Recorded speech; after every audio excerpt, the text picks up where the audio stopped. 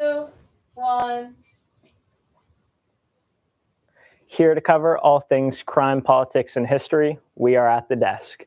I'm your host, Massimo Manfra, and in today's episode, we will be talking about A House of Horrors, President-elect Donald Trump's cabinet selections, some holiday mascots, as well as some current events happening all around the world. Now, come take a seat with us at the desk.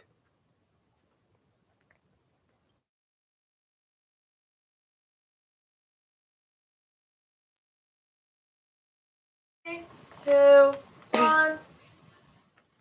Welcome back to ATD. First, it's time to send it over to our crime panel to discuss a true house of horrors. Over to you, Savannah. Thanks, Massimo. Welcome to a story of unspeakable darkness and untold suffering. In this special, we reveal the shocking details of the Turpin family, who lived a lie behind closed doors. What seemed like a normal, quiet family of 15 is revealed to be a house of horrors where children were kept in chains, living in fear and isolation. This is the true crime story of a family's horrific secret and the miraculous escape that exposed the evil within. Prepare yourself for a journey into one of the most shocking cases of child abuse and resilience ever known. This is the House of Horrors. Sam, do you want to give us a little bit of background information about what was happening? I would love to. So, as you stated, it was a family of 15. Now, that is a lot. And from the outside, this kind of felt like a normal family. You know, not a lot of awareness was raised, not a lot of concerns were posed. That is because the parents, they were awful people, but they did a great job in hiding what they were doing behind closed doors. And we'll talk about that later. That's what made this crime go undiscovered for such a long time. But these children suffered so much abuse behind these closed doors. I mean, it was unreal how no one really found out. I mean, children were chained to the beds. I watched this body cam footage, and we'll talk about that later. But they actually went in and they saw the children chained to the beds. They were denied food. The parents denied them dinner very often, so they were very malnourished. And they had the education of a first grader. They, as we can talk about, the young woman that escaped, when she was speaking to the police, she was speaking in broken English. Mm-hmm. She didn't really know how to speak because the only people she really spoke to was her parents, and they never taught her how to live. The house was also filthy. She described that when she woke up, she could not breathe because of the filth in the house. Mm-hmm. You see in that body camera footage, I wish we could play it, but the police walk into the house. I mean, there's boxes, there's food everywhere, there's mold.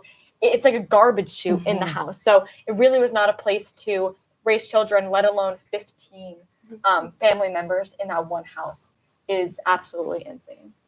Yeah. So I want to talk about just like the family itself. The parents are Louise and David Turpin. They met when Louise was 16 and David was 23.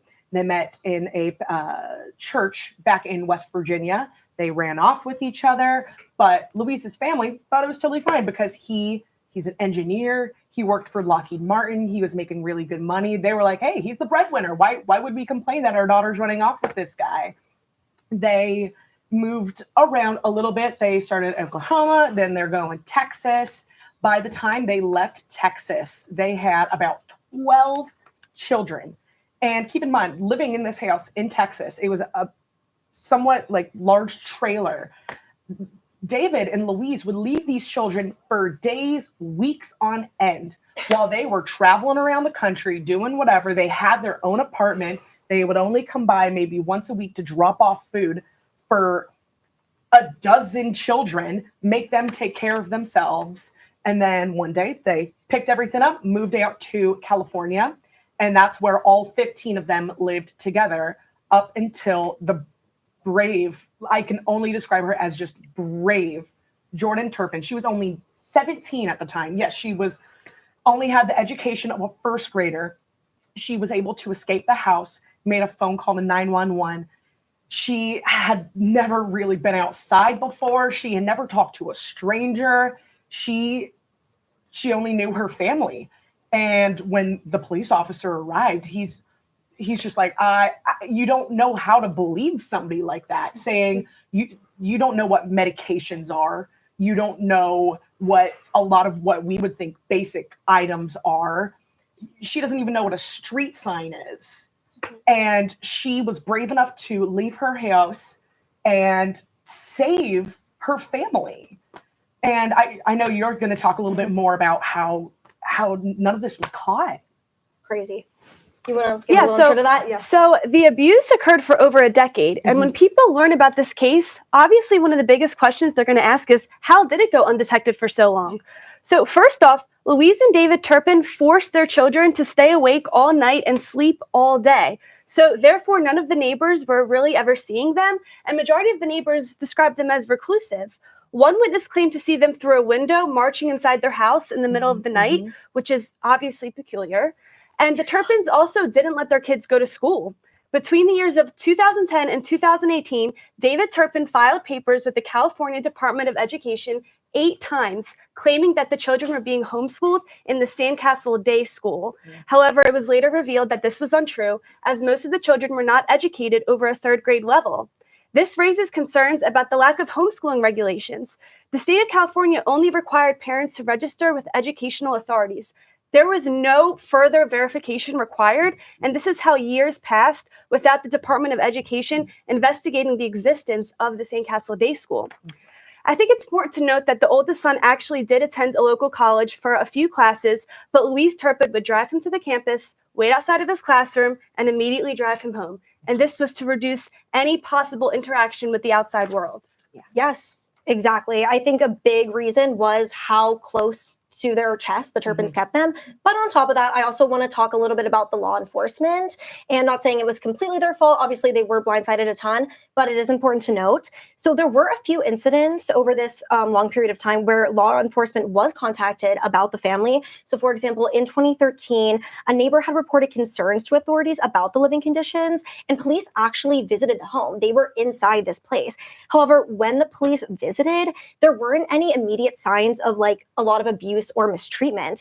I guess the children were able to maintain a sense of normalcy, and they looked well groomed. They looked pretty normal. It wasn't enough to get the police to really dig deeper into their lives and really persist this case. It just wasn't enough. They didn't have anything to chalk it up to. And I think it really does go back to the Turpins' ability to keep everything so under wraps. Even, they probably knew the police was coming, and they said, we got to get this together. And also just like underreporting and just bad investigation. Child welfare are often overwhelmed with a lot of cases. So isolated families can kind of just fly under the radar, especially if they're not out in the public and it's not a really, crucial thing. But there were some reports that were sent to the CPS, which is the Child Protective Services, and other authorities. But again, they just didn't result in a deep enough investigation. And I think at the end of the day, they just have enough to go off of. And another thing I think is very interesting that kind of goes along the lines of police being in there and thinking everything was normal. I remember when I was doing some research, I saw 2 photos. I think it was one where it was the entire family. They were in like thing 1, thing 2, thing 3 photos. Yes. And I saw another one. Obviously, the children's faces were blurred out. And I saw another one where they were just kind of dressed in nice attire. And I mean, other than their faces, being blurred out, I mean, it looked like a completely normal photo. I mean, everyone was well groomed. The hair looked combed. They were in nice outfits. Even the thing 1, thing 2, they're doing like a nice family costume. Like it looks very, even when I was researching, you wouldn't think anything. And they just look very put together.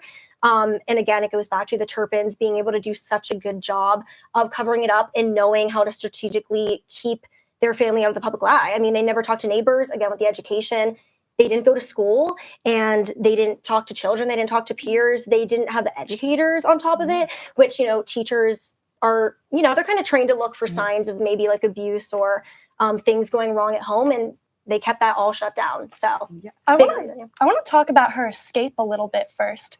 So when Jordan Turpin escaped, it's because her parents referred to themselves only as mother and father to their own children.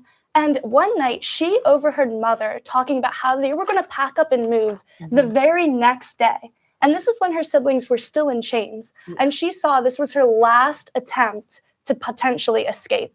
And she did it with whatever she could. She got the phone from her oldest brother, the one who was enrolled in classes, and she knew it was her time to go. The facade that this family was putting on, it just shows you how controlling of an environment that child abuse stems from. You don't know a child is being abused unless you see the bruises. But when it is mental, when you are at a certain level of neglect that the children believe that this is how the normal world works, it is terrifying. And the state of California, these neighbors, the people who are around these children failed them. And we are still seeing the failures happening, because when these children were taken into custody, obviously they were taken to hospitals, treated for malnutrition. And these kids ranged from 2 years old to 29. Now, a lot of these kids were over the age of 18 and were just released onto the streets to live for themselves. They can't do that. They've been trapped their entire lives. But I think 6 younger siblings were put into foster care, another foster home that abused them. And just recently, back in October of this year, the abusive foster parents were finally brought to justice, and the father has to serve 7 years in prison. The mother has probation, but that there are so many systems that we are not seeing fixed that let stuff like this fly under the radar. Yes. And I think that's where one of the biggest failures is, because, oh my gosh, it like didn't end there. These 6 children were then abused. It even says hitting with sandals, pulling their hair, hitting them with a belt and striking their heads. Like, that is crazy. They finally think they have a second chance in life, that they are finally free, and they go back into abusive family. It's insane. Yeah, like you said, luckily they were charged, but that's where I think an even bigger failure did occur. And I do have to blame kind of the foster care agency a little more, because they did nothing about it. It was really brushed off. I believe the 6 children did try to file 2 lawsuits against it, and they were totally pushed off for a significantly amount of time. And that is just, I think, horrible. Well, I feel bad because the children were told that it was their fault. Like, they were only fed for years peanut butter on bread while their parents would order takeout and eat it right in front of them. Yeah. And we're told, like, we can't afford food because of you. Like, this is your fault. And I want to touch on, from a law enforcement perspective, a little bit about like the juvenile like system. A lot of the problems, there are a lot of problems with foster care, child protective services. I mean, the people that work in these, I have so much respect for them. I don't want to bash on them, but there is a lot of underfunding for these certain resources. And I'm seeing, like, in my class with all these cases, a lot of people don't want to take upon these jobs because it is a lot mentally. It takes a toll on you. It's a lot, and they do not get paid enough for what they're doing. So that is why these resources are very much underfunded. And that is why these children are being placed in facilities that maybe don't, I don't know, treat them how they're supposed to be, and are released on the streets. I think the main thing with, child facilities is the rehabilitation. And when you don't have the funding, you don't have the resources for that, it is hard. And that's a problem with our justice system that really needs to be fixed. Well, I did know that there was, after the older children were kind of let to live by themselves, there was a lot of money donated to them that they weren't even allowed to access. Like hundreds of thousands of dollars that the one woman who was their, like, not foster parent, but the person who was helping them get it back out into the real world, the oldest son is asking, like, hey, I need like a bike. I need groceries. And she's like, no. I mean, I understand there's a lot of limitations for a job like that, but this is their money. This is how they have to live now. And it's so difficult to just get over okay, my life is just going to be like this forever and ever. You kind of saw it in the J.C. Lee Dugard situation, where she, you're just released back out into the world and there's nothing really there for you. And so you want the help, but you can't get the right help. And that's where I feel the system needs to be improved on a little bit more. I wish we had enough funding to be able to pay the people that have to go through all of this insanely tough work. I could never imagine having a job like that. I know none of us here can, Oh, well, okay. Maybe Sam, four of us here probably couldn't. But mentally I could never. I think I would severely struggle. But, and even going off of that, like, thinking about the long-lasting impacts on these children, obviously, I was kind of looking at like, where are they now? What are they up to? And they are still very close, which is great. All the siblings Yeah. are still in contact and they do still see each other. But I mean, I always just think about how do you ever really, you know, like you said, some of these kids were 29 years old. I mean, they went through this for so long. You know, maybe some of the younger ones can kind of forget about some of the things they had to go through, but some of them really are going to have a lot of mental strain and PTSD from this situation and growing up with your parents kind of doing that. And I just always think about that. I think it's very hard. It's very hard, especially to live with that for the rest of your life. All right. Well, unfortunately, that is all the time we have for today to discuss the shocking case of the Turpin family. Back to you, Massimo. Thanks, Savannah. Stay tuned for our politics panel as they discuss President-elect Trump's cabinet selections as well as Hunter Biden's pardon. We'll be right back at the desk.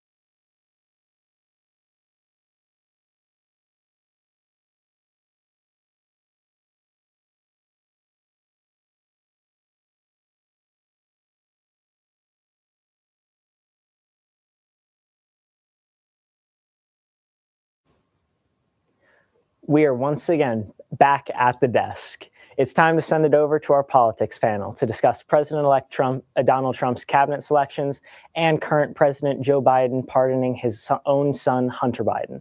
Over to you, Jordan. Thanks, Massimo. The presidential election was nearly a month ago, and both Trump and Biden are getting busy. Trump continues to make his picks for senior staff and cabinet, leaving people wondering who is Congress going to confirm. On the other hand, President Biden has pardoned his son even after saying he wasn't going to do so. In a statement Sunday, he said no reasonable person who looks at the facts of Hunter's case can reach any other conclusion than Hunter was singled out only because he is my son, and that is wrong. But I want to know what you guys think about Biden pardoning his son after multiple times saying he was not going to do so. Well, I kind of have mixed feelings on it personally. I understand that as a father, he wants to naturally protect his son. And as someone Biden has experienced so much loss in his lifetime, multiple lost children, he lost his first wife. I understand why he's doing this, but at the same time, it kind of sets a strange precedent for the Trump administration that they can so easily follow up on, just pardoning anyone close to whoever's in the executive. I think honestly, it can leave a stain on Biden's legacy in a way. Just something so controversial like this, especially after the whole fiasco with him dropping out of the debate. I think he cost the Democrats a victory in this election. I think they're seeing this and doing this, and they're not happy even more so with him. Yeah, I mean, I think it's interesting because, we saw Trump was found guilty on 3 felony charges.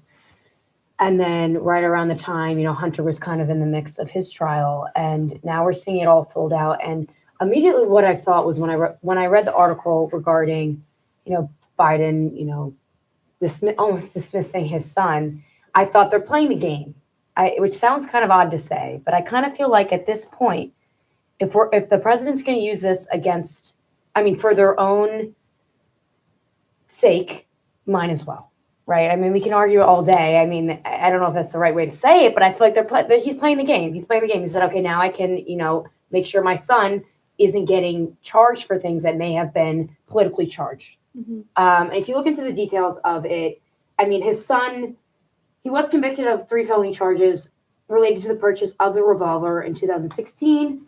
The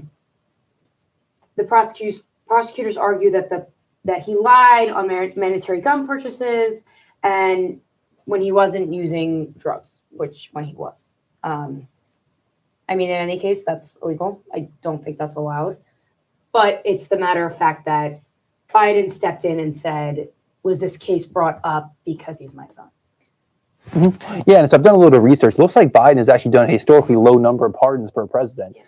Donald Trump did look like Donald Trump did 237. Barack Obama gave over 1,900 pardons, and Biden's only given only 26, excluding the 6,500 individuals he's bailed out for marijuana usage, which you can argue is not really a pardon; it's more of just an act of clemency. Right. But yeah, Biden is not really someone who bails out a lot of people, but he knows that Donald Trump's going to go into office. He's going to bail out all the January 6 rioters. Yeah. He's going to bail out his friends.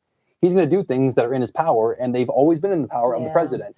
So I don't see a problem with what Biden did. The only issue I see is that his administration constantly said they weren't going to do it. I agree. I actually agree with that statement. Which kind of, is kind of a punch in the face to all of America for lying.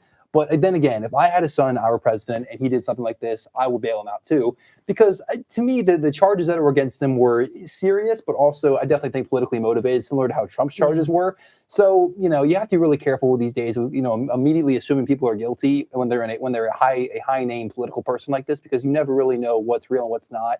Because you have the cocaine stuff, you have the gun charges, you have the going to China and foreign exchange, all that kind of stuff. So you need to be careful what you immediately assume he is guilty of. I think I definitely agree with what you said, Jackson. My biggest issue is the fact that he had continuously maintained, I'm not going to pardon him. I'm not going to pardon him just because he's my son. So when you're looking to someone to be your leader, you're looking them to lead with integrity and more than anything, honesty. And I feel like this was very dishonest of him. I understand completely. If I was the president and my child was facing these types of felony charges, I would want to, and you have the power to do so. So why not use it, right? But then I don't understand where the need to consistently say, I'm not going to pardon him, I'm not going to pardon him comes from. Because at that point, just don't say anything. I feel like you're spending more energy saying and maintaining and standing on the fact that you're not going to pardon someone just to turn around and actually do it when you could have just not said anything about it the whole time and just let your decision speak for itself. So I think that's what really flies in the face of Democrats, that at this point you're a liar. Well, and I think all of you have made very good points. And I think one of the things that I come back to is I don't necessarily know if I have a strong opinion either way on this, because we see other presidents pardoning people. You've heard talks of, Trump getting in office, pardoning himself for anything and all these things that have been happening.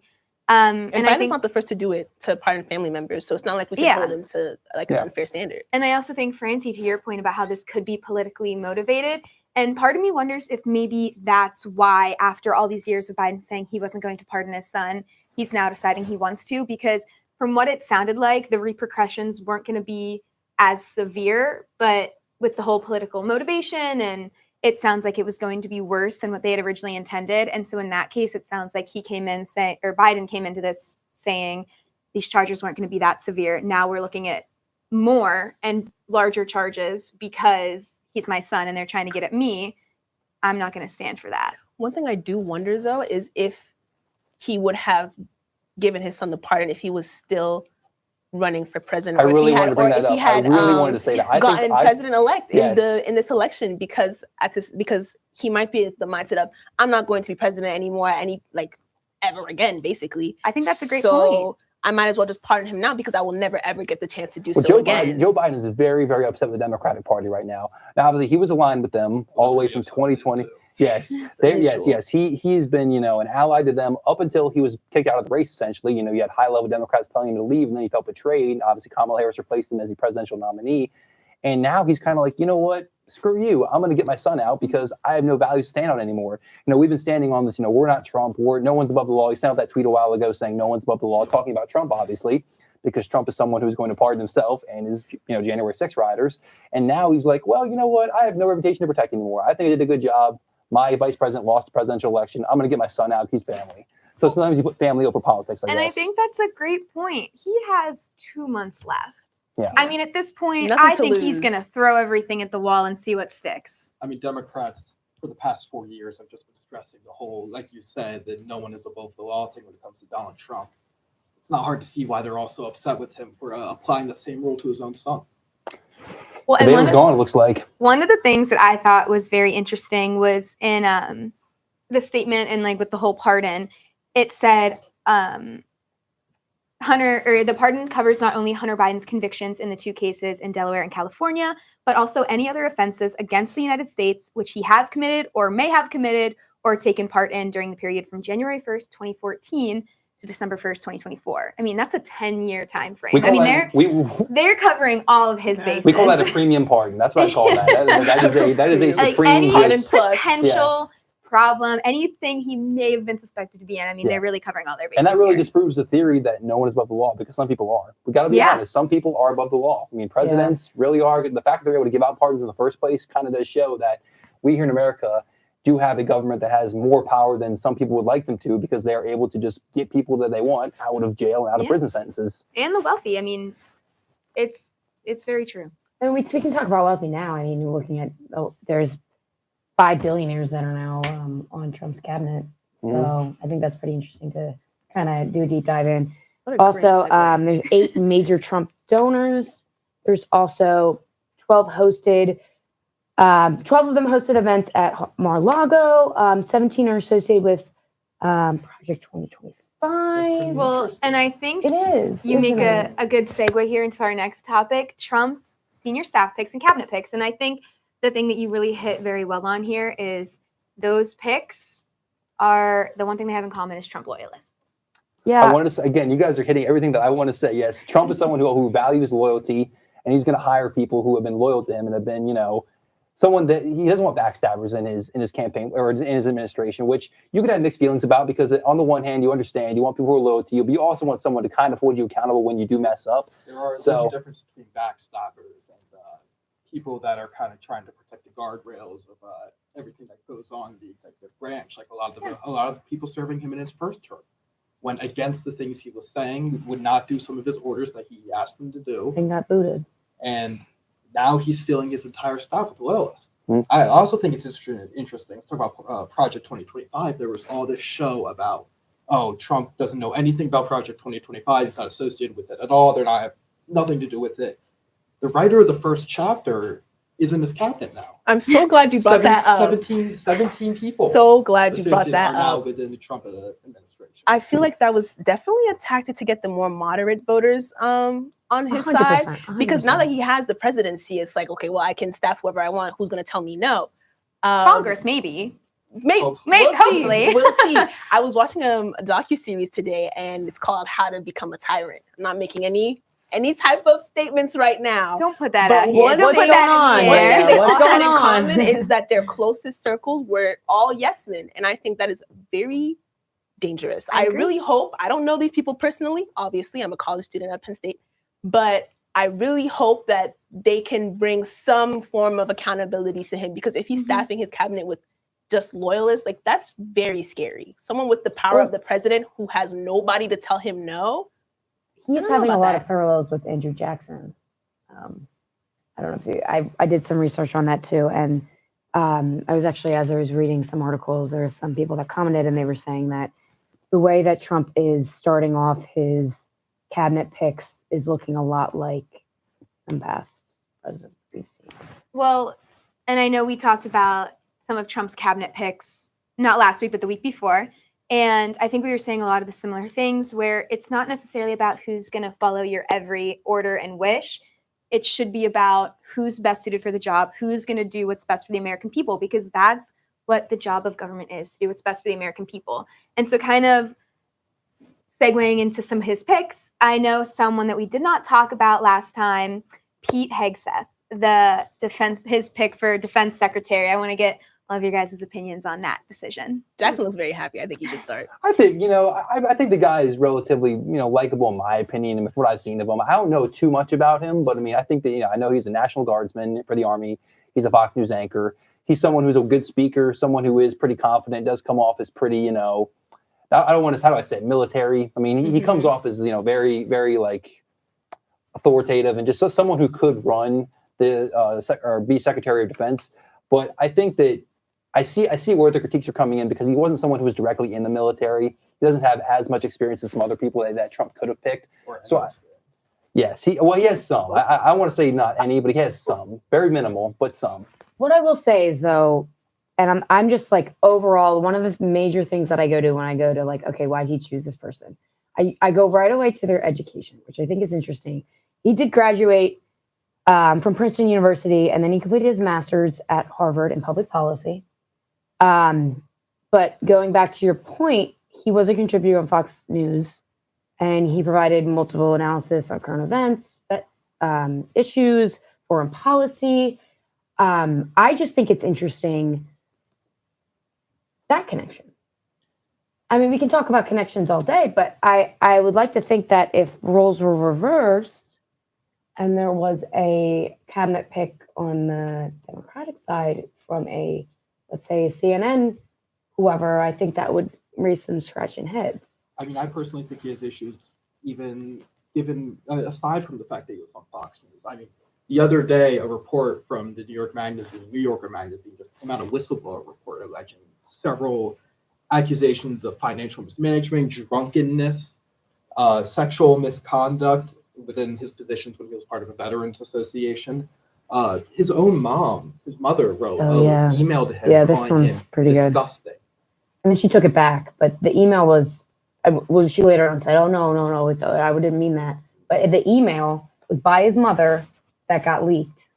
Oh, wow. I want to bring some stuff. I don't know how much you've seen about like his policy goals, but something that I saw was he mentioned stopping women from serving in combat roles as something that he's thinking about easing restrictions on troops' conduct in war, which is a bit scary to me. I think that if anybody should have restrictions on their conduct, it is people with operating heavy machinery that can kill others. I feel like easing restrictions on troops' behaviors and conduct during war, that's a recipe to be called to Geneva, honestly. But I don't know, I want you to keep in mind, Trump is a relatively peaceful president as far as foreign policy goes. So I would imagine that he's going to maybe lift the restrictions a little bit on that, but not go in and start wars and start things where that could be applied. In other words, he's not going to go into the Middle East, loosen the restrictions on soldiers and start killing people if that's what you're worried about. No, obviously, but Well, I I think hope just not. the fact that that's being talked about. I agree. Is- Something but being let's be talked honest, this has about. always been talked about, I would say. I think, But I think these are that's always part of the conversations that problem. have in And every I presidential think- administration. I think that's where it needs to get better. Talking about something is also a problem. We can sit here all day and talk about terrible things, even if they're not going to happen, but we shouldn't be talking about it in the first place. I think we need to not use such charged language and use such extremes. I mean, we're in a country where everything is very divided. We need to find a way to get back to unity and for people to come together. And by sitting here and saying crazy things like you had brought up, that's not helping anything. Well, this guy, I don't think he's exactly an example of unity either. He's called for an American crusade on multiple occasions. He completely denounced democracy both in his books and on podcasts. Well, define American crusade. Define American crusade. He's a vocal supporter of gerrymandering. He's basically a Christian now. That's kind of unrelated, but he is basically a Christian nationalist, self-admittedly through all of his work. And you know what? It's not the fact that for me, it's separated church and state. That's what it comes Yes. down to. And I don't care what you believe in or whatever that is. It's just the separation of church and state. Which But is I in our also Constitution. Right. And I also think That's what it comes down to. one of your points earlier is you're saying, oh, if it was the Democrats and a CNN host, honestly, I don't think the issue is that he's a Fox. I mean, maybe it is. It's just conflict Him of being, interest, though. yeah, I mean, him being a Despite- Fox News anchor. Even if he was actually, never mind. I would say him being a Fox News anchor probably isn't the top concern. I think if anything, it's just making sure people who are qualified and have the experience. Right. I agree. So speaking of You're right. qualified and having You're right. experience, let's shift over to Chris Wright, the Department of Energy. My I was CEO hoping. of fracking. CEO of CEO fracking. of Liberal Energy. It makes sense, I think, especially when we're talking about making sure that American jobs in the energy industry are going to be coming back to the US. You know, obviously we talk about making sure we're not outsourcing jobs and creating jobs in the US. So it makes sense why he would pick that. Again, I'm very scared. I just don't know what his qualifications are. I would also say when I think of the Department of Energy, I think of innovative ways to not just use fossil fuels, but to find other alternative sources to energy, Right. solar or nuclear, like anything like that, more sustainable Right.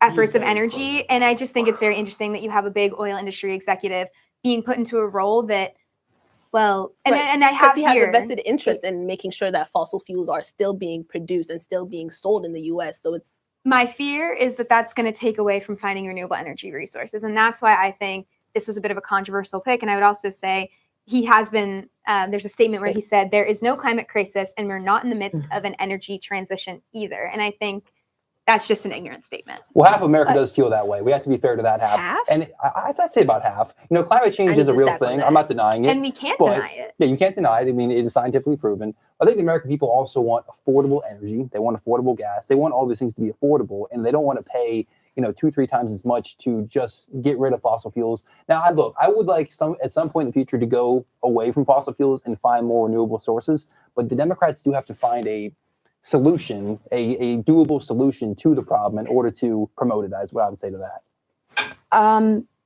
I think it's interesting. This is just a stat that I found. The U.S. oil output hit the highest level any country has ever produced under Biden. That was an average of 12.9 million barrels a day. But the prices really haven't gone down that much, and that's why Americans voted the way they did.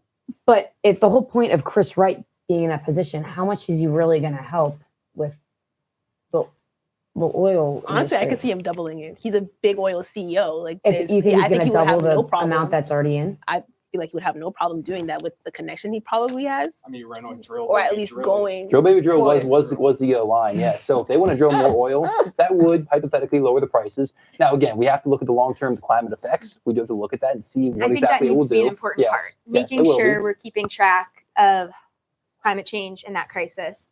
Really quickly, I know we have to wrap up here, but I want to make sure we mention Tulsi Gabbard. Is that how you pronounce it? Gabbard. Gabbard. Democrats and Republicans. Director Yes. of National Intelligence, doesn't have any intelligence background. Quick, how we feeling about that? She's a proven loyalist. She's constantly gone to bat for Russia and in both the Ukraine thing and they call her Conrad on their national state-sponsored TV over there. Yeah, I think big that's fan. concerning. She's been Russia's a big referred to fan as a of her. Russian asset. I think what her main Yes. critique is that we are giving millions of dollars, actually billions of dollars worth of equipment and weapons to Ukraine instead of investing it into America. I think that's her issue.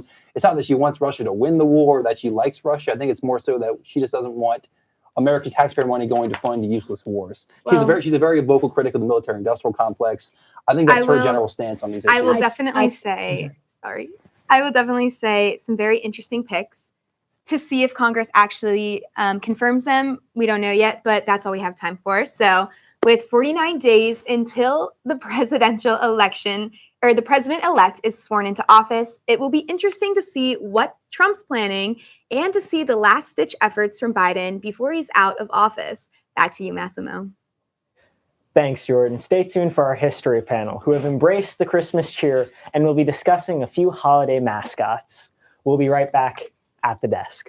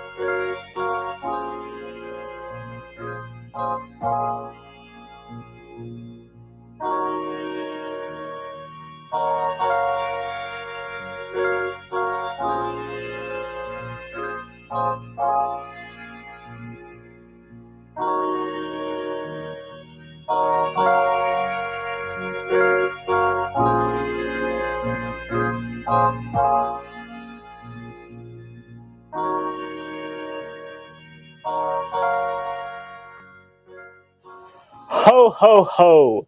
We are back at the desk. Now it's time for the history panel to discuss those holiday mascots. Over to you, Yaya. Thanks, Massimo. The holiday season is on the horizon, and we here on the history panel are feeling especially festive. What's a holiday without a mascot? We all know the iconic ones: Santa Claus, the Easter Bunny, Cupid. But what do holiday mascots look like around the world? Today, we will be guessing holiday figures from other cultures. Who knows? Maybe we'll find a new favorite celebration. All right, guys, as always, we are back with a guessing game. So we are going to just go ahead and get into it. I'm super excited to see everybody's picks. Love it. Let's do it. Yes. I'm very Let's excited. get the holiday cheer on. I feel very spirity today. So Right. merry today. Okay, so this is me. So this holiday figure is said to eat naughty children on Christmas, and specifically children who are not wearing a new piece of clothing on Christmas. So what are we thinking? I know the names are. I know the answer I also know because I ran into this one doing my research. No, Me so you too. two go last. Okay. Is it really that large? Yes. Oh my. Okay.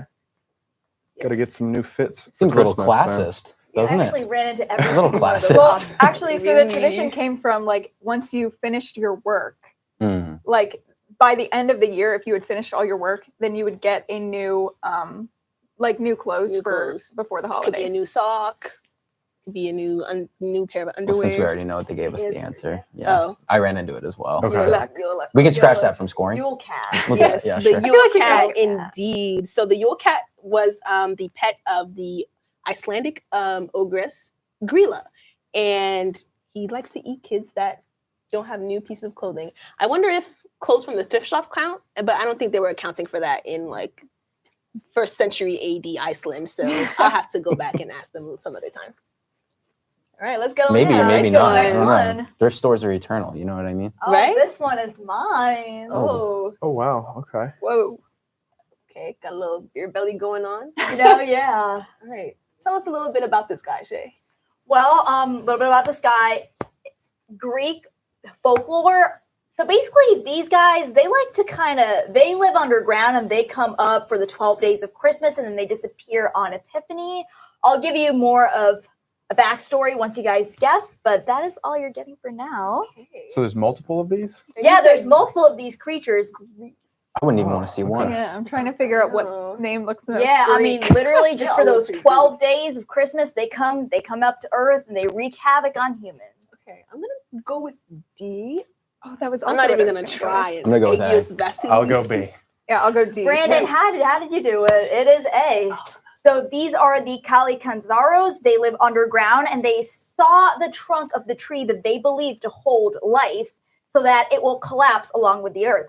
However, when they get to the final part of the tree, which happens on Christmas, Christmas dawns and that means they can come to the surface, which makes them forget all about the tree and focus on what really matters, like causing chaos to all of humanity. And so What this really happens matters. during solstice when the sun stops moving, and then on Epiphany when the sun starts moving again, they go back underground. But here's the catch: the tree has healed itself. They got to do this all over again until next Christmas. I thought the catch was them causing havoc during the holidays. Well, I mean, There's that's another just part of the catch. holidays. You know what I've noticed? The Greeks love stories about people wanting to achieve something and never getting it. I was just talking about the story of Tantalus the other day with one of my friends. Or Sisyphus? Yeah, Sisyphus Or count? Sisyphus, yeah, both of them. Yeah. And these guys too, they can never They just need to lock in. cause the earth Yeah. to collapse. Yeah, they just good They point. need to lock it. So I a little mean, faster. every Christmas, they just see the dawn, they see the sun stops moving, and they just come up and they forget about their main goal. I would do the same thing. I'm a sunset Honestly, real. girly. Yeah. I Kind see, of I see a appreciate it. sunset and I must bow down. Fair enough. Yeah. Target Love parking it. lot. All right. Yeah. Right, exactly. Let's go on. This is mine. Okay. Oh, he kind of looks like you. Thanks. It actually is me. Okay. Oh, Halloween costume. They'd show us a picture of Brandon and we wouldn't notice. Okay. I have a feeling I know this one, but I don't want to go first again, so somebody else go first. I know this one. I know I this also one ran too. into this one in my research. My gut's telling me B. Me Okay. too. My It's gut in Google Grilla. search is also going Yeah. to tell So me. this is Gryla, who owns the Yule Cat. I have the Yule Cat in my notes as well because it's classist. You know what I mean? Even kids for not having fresh clothing. That doesn't seem very nice. But my favorite thing about Gryla is that she has the Yule lads. I don't know if you guys ran into research about the Yule lads, the 13 like little gremlin guys that came with Gryla.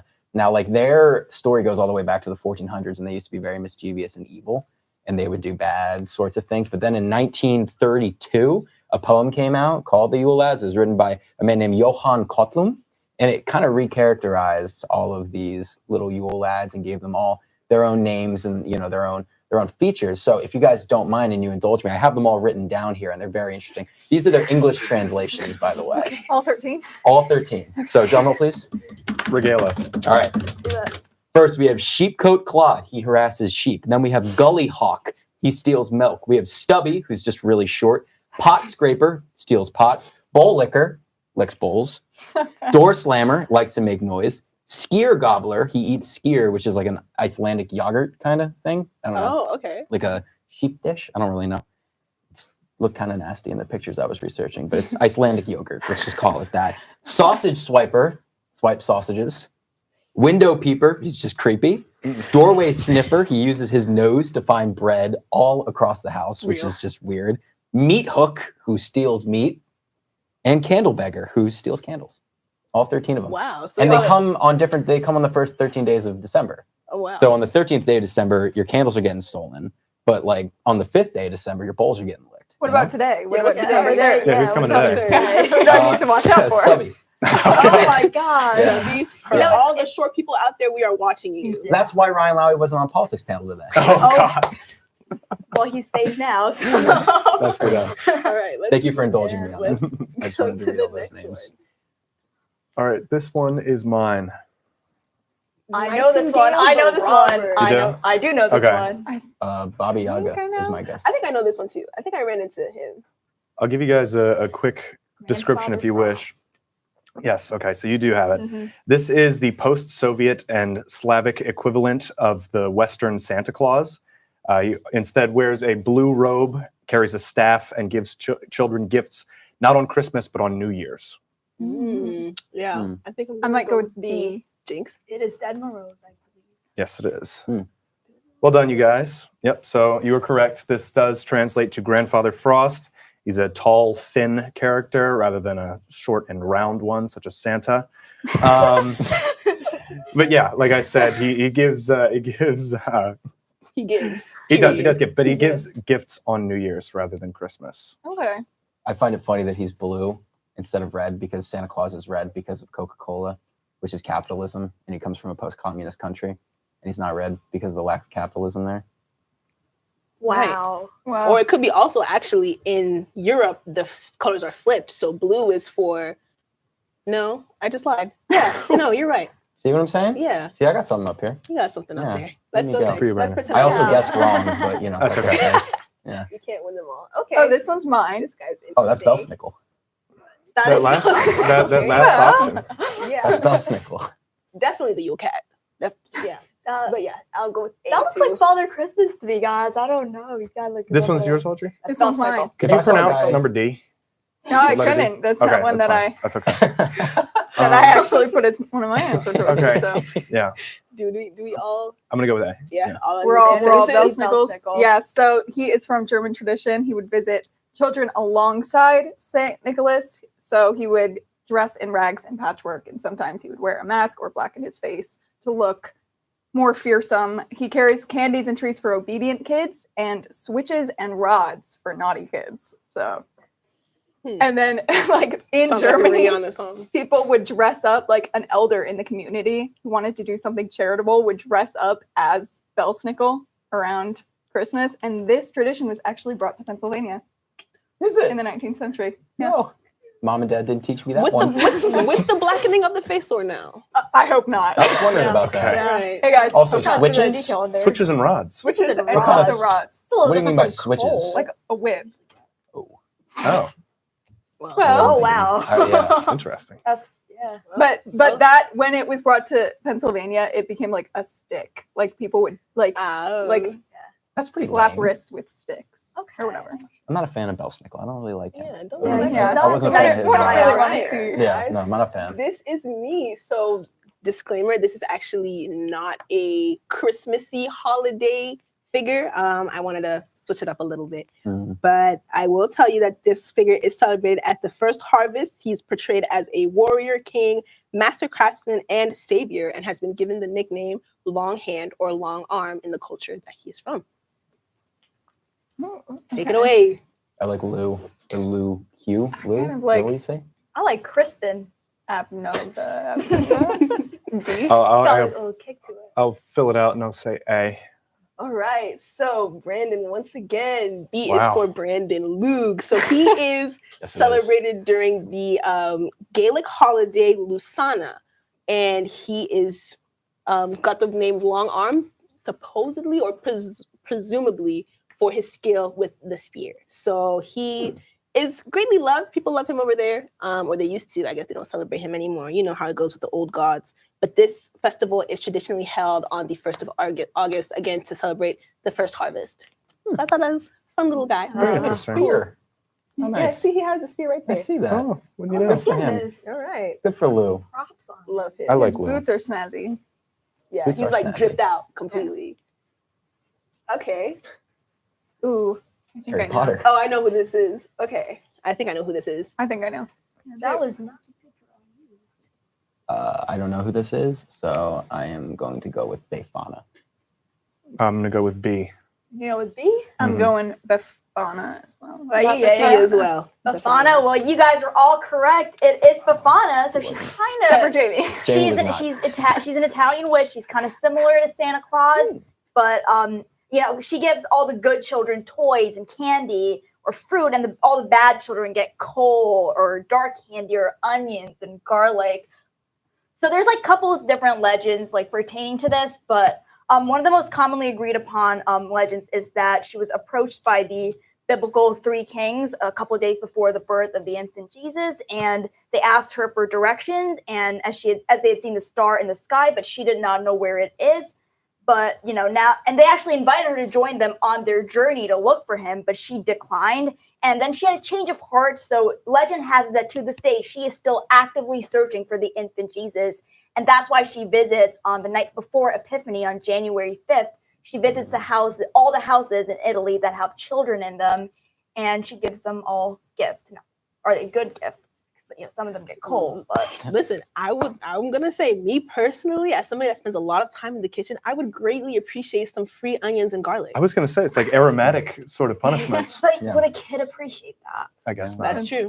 You're I right. also did just see a video though of a little girl who was able to pick out anything in Target, and she picked out an onion. So There you go. The avocado I king would have that video continues. too. she would appreciate that. Get her on a plane to Italy. That video came across my desk. Wanted to Alright. share. We have another one. This This guy is looks very mine. menacing. This is mine. What do you guys think? Okay.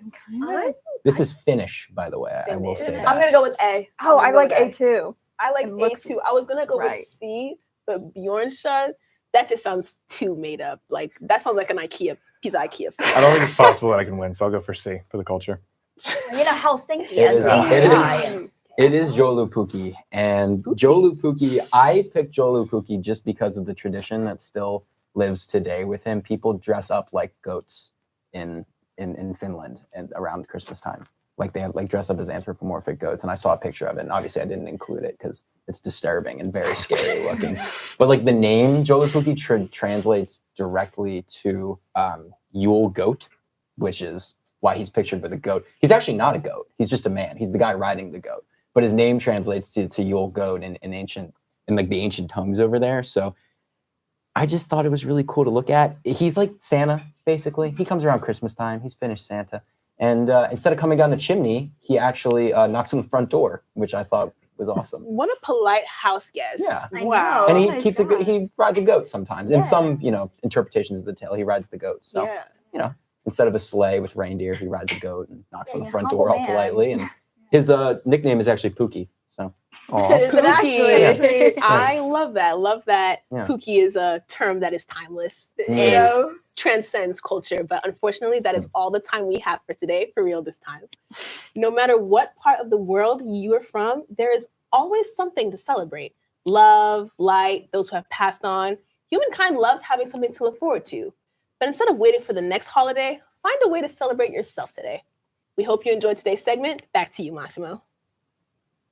Thanks, Yaya. Some inspirational words.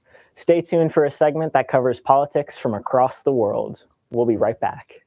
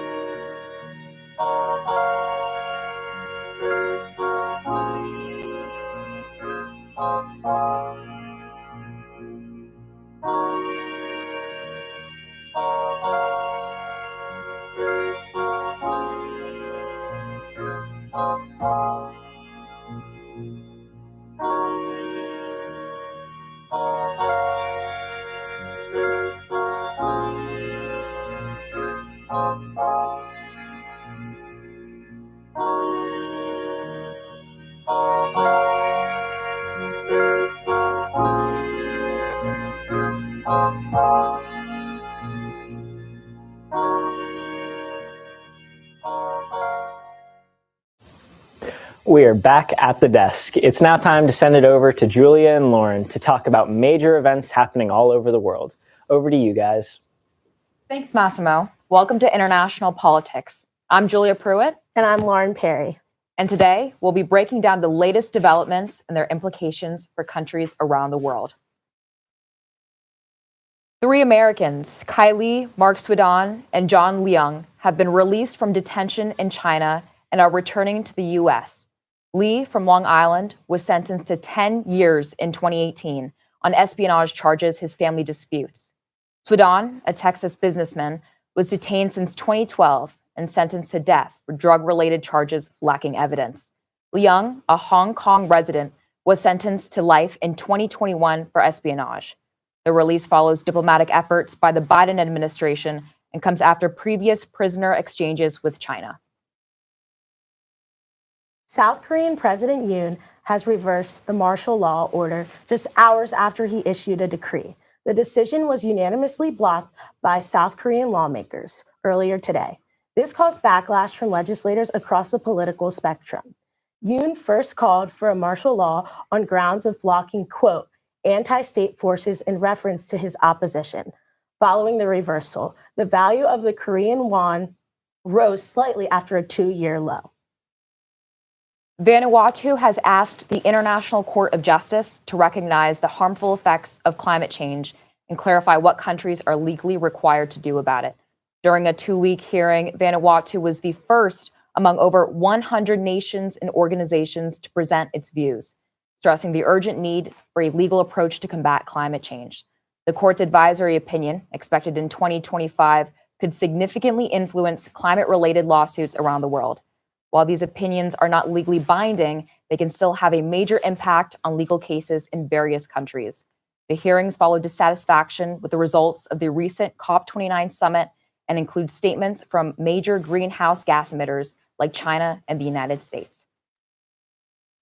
Russian President Vladimir Putin has recently approved a record-breaking defense budget, putting aside a third of the government's spending as the war in Ukraine continues to drain mass amounts of resources for both sides. The 2025 budget, published Sunday, allocates to about $126 billion to national defense. This will amount to 32.5% of the government's spending. The current budget is about $28 billion. The new 3-year budget predicts a slight reduction of spending for 2026 and 2027.